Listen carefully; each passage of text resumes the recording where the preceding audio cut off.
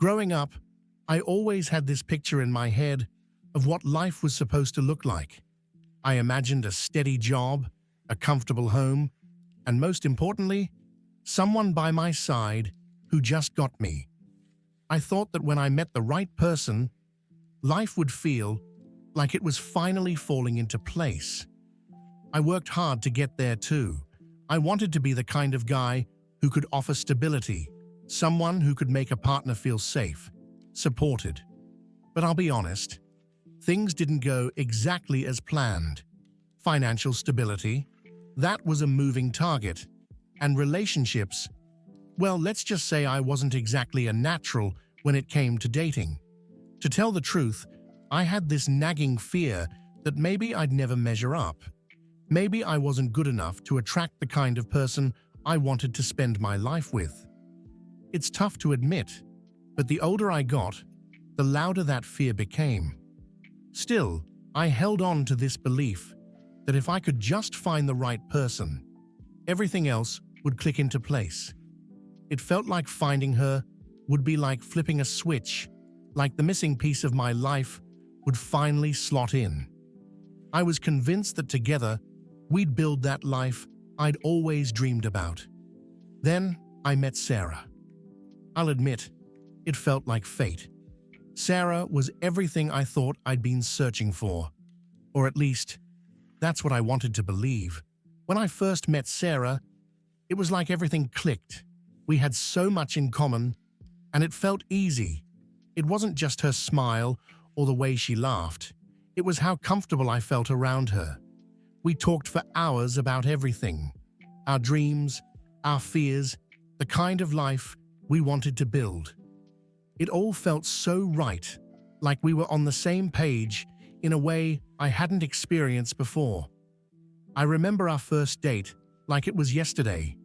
We went to a little Italian place downtown, the kind of cozy, dimly lit restaurant that feels like it's straight out of a movie.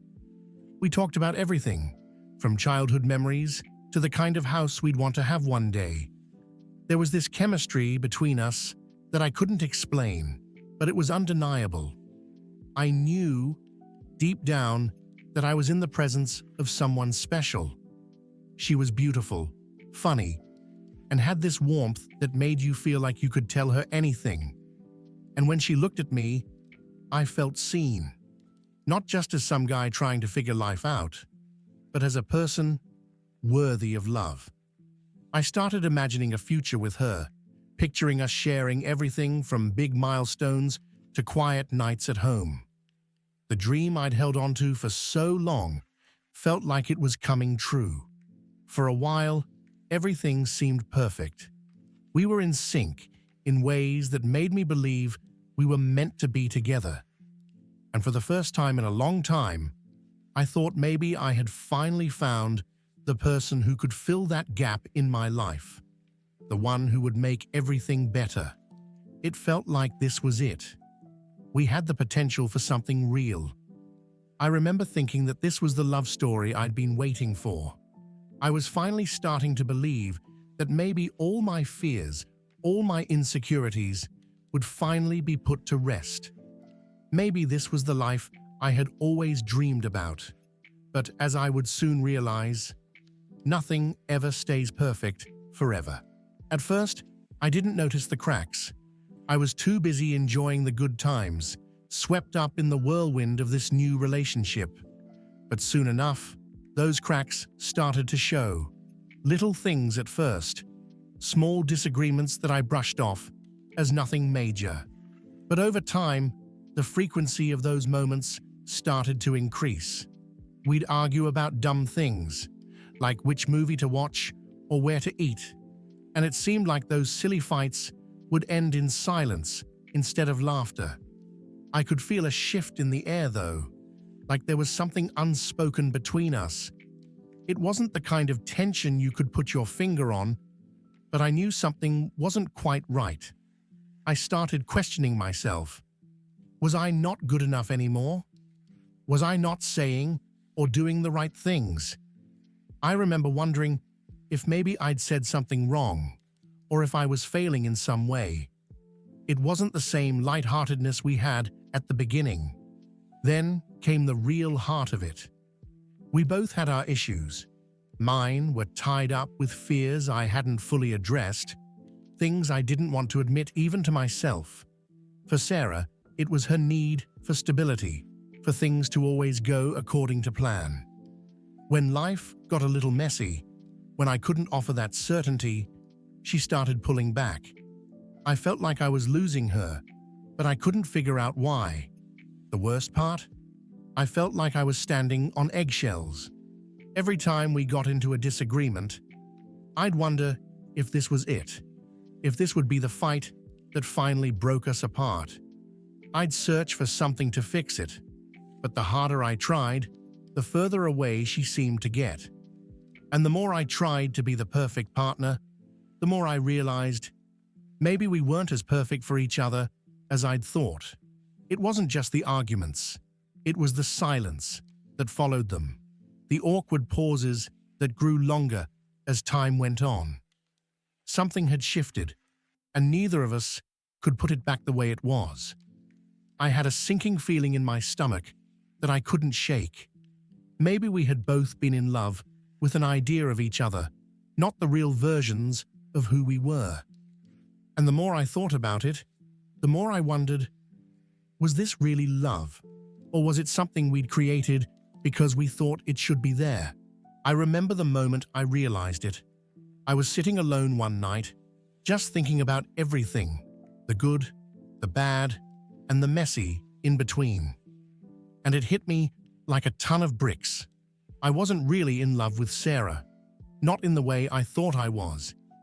Don't get me wrong, I cared about her deeply. But the more I thought about it, the more I realized that I was in love with the idea of her, the image of the perfect partner I'd created in my head, the one who would complete me, the one who'd fit perfectly into my life. But that wasn't Sarah. That was just some fantasy I'd built up, a version of her I wanted so badly to exist. We were both doing it, living in this bubble where we ignored the things that didn't align. We weren't seeing each other for who we truly were. We were seeing what we wanted to see. I was projecting all my hopes and fears onto her, and she was doing the same with me. It was like we were two people caught in the same illusion, convinced that our version of love would be enough to make everything work. But it wasn't. We both had our own baggage, our own unresolved issues. I had my insecurities, my struggles with feeling inadequate. Sarah had her need for control, for everything to be perfect, for life to follow a clear path. Those differences, things we had glossed over early on, were starting to feel impossible to ignore. The perfect idea of who we were in each other's lives wasn't lining up with who we really were. That's when it all became clear. We were in love with the idea of being in love, not with each other as real, imperfect people. I don't think we ever really got to know each other on that deeper level because we were too busy trying to fit the mold we'd created. And the worst part? Neither of us had the courage to be honest about it until it was too late. As painful as it was to admit, I knew it was time to face the truth. We couldn't keep pretending.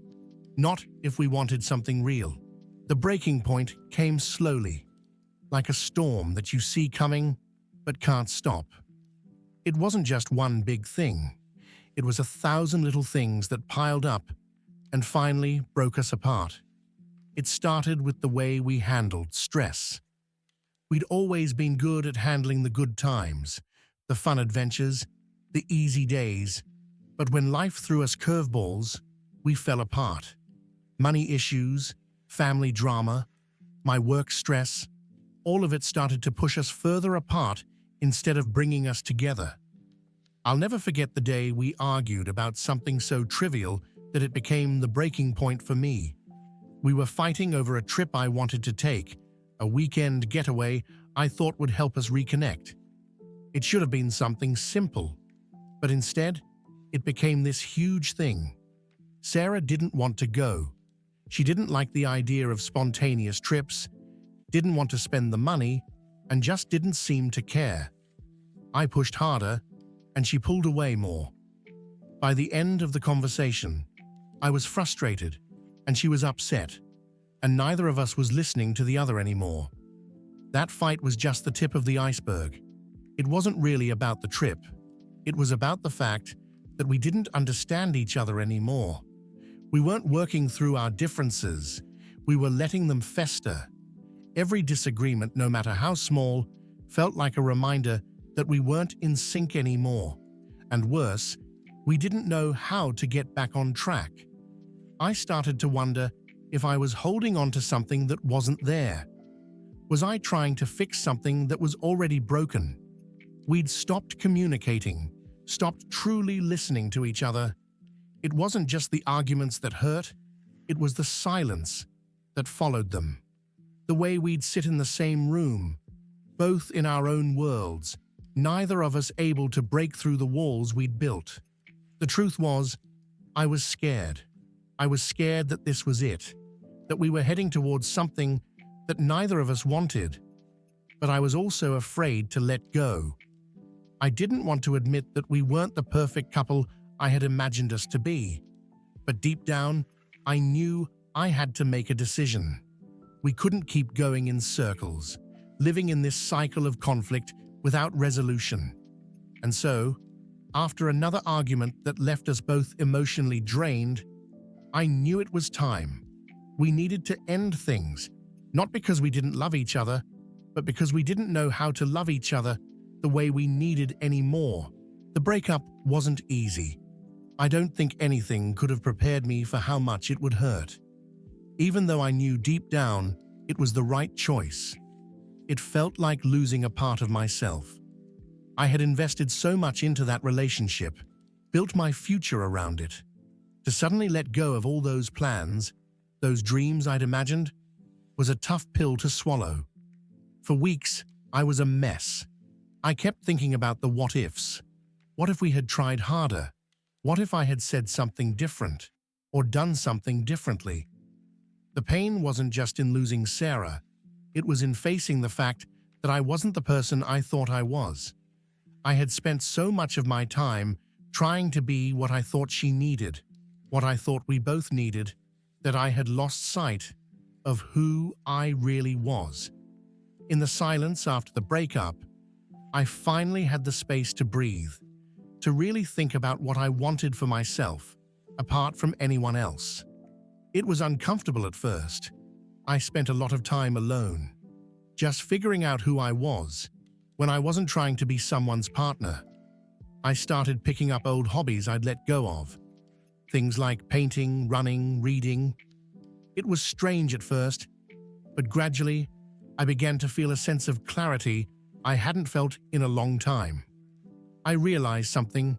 I had been so focused on making the relationship work, on being the perfect partner, that I had forgotten how to take care of myself. I had to relearn what it meant to be whole, to be content with who I was, without needing someone else to complete me. As time passed, I started to feel less like I was missing something, and more like I was building something new, something that was just for me. It wasn't easy. There were days when I missed Sarah, when I questioned if I'd made the right choice. But in the quiet moments, when I was truly honest with myself, I knew it was what needed to happen for both of us to grow. That was when I realized something important. Sometimes you have to let go of what you thought you wanted in order to find what you truly need. And that wasn't just true for Sarah. It was true for me too. 6 months after the breakup, I was sitting in a coffee shop, enjoying a quiet Saturday morning. It had become a sort of routine for me, spending time by myself, reflecting, and slowly but surely, learning to enjoy my own company. Life had started to feel more balanced. The pain of losing Sarah had faded into something more manageable, and I'd begun to build a new life for myself, one step at a time. I was sitting there, scrolling through my phone, when I heard a familiar voice. I looked up, and there she was, Sarah. She was standing in the doorway, talking to someone I didn't recognize. For a moment, time seemed to freeze. My heart skipped a beat, and I felt this rush of emotions flood through me. Nostalgia, relief, even a bit of sadness. But what caught me off guard wasn't just seeing her again. It was how good she looked. Not just physically, but she seemed different, healthier, happier. It was as if she'd found something I couldn't have given her. I didn't know what to do. My initial instinct was to turn away, to avoid the awkwardness. But before I could react, she spotted me. Her eyes widened for a second, then softened with a quiet smile. "Mark," she said, her voice a little hesitant at first, but genuine. I stood up, my heart racing. "Sarah, wow, it's been a while." She nodded. "Yeah. How have you been?" It was strange. The person who had once been such a huge part of my life suddenly felt like a stranger in some ways. But there was something different about her, something that told me she had found peace too. She wasn't the same person I'd known months ago, and in that moment, I realized I wasn't either. We exchanged pleasantries, catching up on the usual things: work, family, life. But then, she introduced me to the man standing beside her. His name was John, and he was warm and easygoing. The kind of guy who looked like he knew how to make her laugh. I felt a strange sense of calm wash over me. Not jealousy, not anger, just peace. We had both moved on. We had both found someone who suited us better than the versions of ourselves we had tried to be with each other. It was the first time in months that I could truly say I was happy for her. We talked for a while, and I couldn't help but notice how much she'd grown since we'd been together. It was clear she was thriving. And as I sat there, I realized something important. Losing her wasn't the end of the world. It was the beginning of something better. Something I couldn't have experienced if I'd stayed stuck in the past, clinging to an idea of love that didn't fit us anymore. After a while, we said our goodbyes, both of us exchanging polite smiles and a promise to stay in touch. As I watched her walk away with John, I felt a weight lift off my chest. I didn't have any regrets. We were both exactly where we needed to be. As I sat back down after Sarah and John left, I took a moment to just breathe. It was surreal, sitting there, watching someone I once imagined my whole future with walk out of my life for good. But the strangest thing, I wasn't sad. I wasn't angry. I was content. In fact, as I sat there sipping my coffee, I felt this wave of understanding wash over me. Over the months since the breakup, I had often wondered if I'd made the right decision. I'd questioned myself so many times, replaying every moment of our relationship, every fight, every sweet moment, and wondering if I could have fixed things. But today, seeing her again, it was like the final piece of the puzzle fell into place. I wasn't upset that Sarah had moved on. I wasn't upset that she was with someone else. What I realized was that this whole experience, the breakup, the heartbreak, the time apart, had made room for both of us to grow into the people we were truly meant to be. I had spent so much of my life seeking validation from others, trying to fit into roles I wasn't made for, and in doing so, I'd ignored the most important relationship in my life, the one with myself. Sarah had been a part of that, but she had never been the missing piece I thought she was. Through the pain of losing her, I had rediscovered my passions, rebuilt my confidence, and most importantly, learned what it really meant to love. Not just someone else, but myself. I wasn't perfect, and neither was Sarah. But we had both learned that real love isn't about holding on to an idealized version of each other. It's about embracing the imperfections, the messiness, the vulnerability. It's about standing by someone even when things aren't perfect. Not just when life is smooth, but when it's a roller coaster ride of highs and lows. And Sarah? She had found her own path, her own sense of peace. She'd grown in ways I couldn't have expected, and I could see that she was genuinely happy. The truth was, we'd both been too caught up in our own ideas of who we should be, and we couldn't truly see each other for who we really were. But now, we were both free. In that moment, I understood something I hadn't fully grasped before. Sometimes letting go of what we think we want allows us to make space for what we truly need. The breakup wasn't just an ending, it was a beginning for both of us. As the days passed after that coffee shop meeting, I couldn't help but reflect on how far we'd come. Not just Sarah and I, but me as an individual. In a way, that brief encounter had closed a chapter for me. It gave me the clarity I needed to finally understand the value of everything we'd been through, both the good and the painful moments. Before I could move forward, I needed to make peace with the past. And now, I finally felt like I had. I wasn't carrying around the weight of old regrets or wondering if I'd made the wrong choice. I had learned to embrace the journey with all its twists and turns. The highs, the lows, and everything in between had shaped me into who I was today, and I was proud of that person. For the first time in my life, I felt genuinely free. Free from the pressure of trying to make a relationship work just because I thought it was supposed to. Free from the need to fit into some perfect version of love. What I'd learned from the breakup was that love isn't about perfection. It's about being real, being honest, and being willing to grow together, even when life gets messy. And Sarah? She was exactly where she needed to be. I had seen that in her when we spoke that day. She was thriving in her own way, and it was clear she had found someone who could give her the stability and peace she wanted. I was happy for her, truly. It wasn't easy to admit at first, but I could finally say it. I wanted the best for her, even if that best wasn't with me. A few months later, I met someone new. Her name was Emily. She was different from Sarah in a lot of ways, but I found something refreshing in the way she approached life, open-minded, supportive, and full of laughter.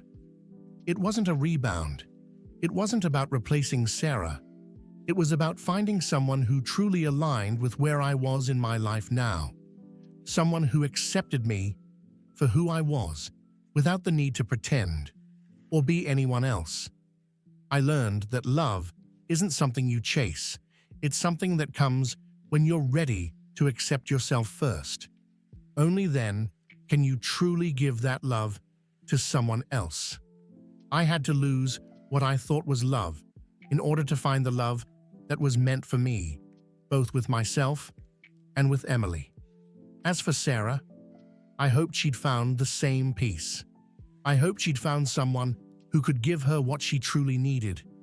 And in a strange way, I felt grateful for our time together. It wasn't perfect, but it was real. And sometimes, real is all you really need. Looking back now, I realize just how much our relationship taught me about love. When Sarah and I were together, I had this idea of what love was supposed to be.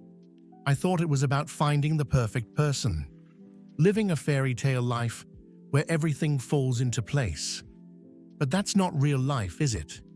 The real lesson I learned is that love isn't about perfection. It's about acceptance, growth, and being willing to face the messy parts of life together.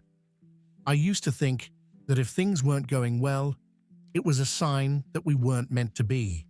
But now I understand. It's not about avoiding the tough times.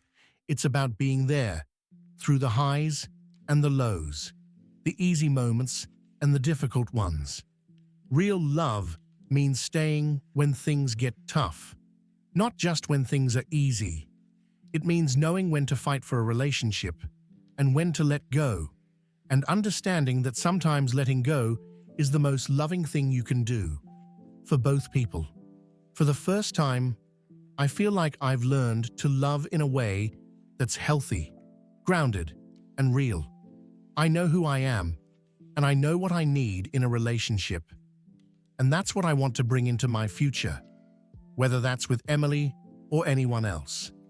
I don't need someone to complete me. I am whole on my own. What I need is someone to grow with, someone who accepts me for who I am, and someone who is willing to ride the roller coaster of life together through all the mess, all the imperfections, all the joy and pain. I think that's the biggest lesson I've learned from everything I went through with Sarah.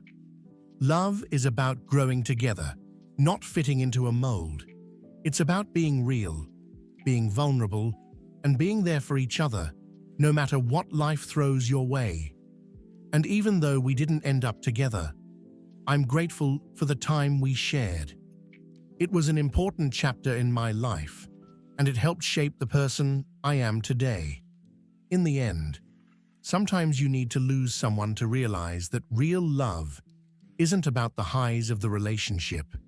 It's about the strength you find within yourself to keep going, to keep loving, and to keep growing. And I'm proud to say that, in the end, I found a kind of peace I never expected. I learned how to love again, not just someone else, but myself.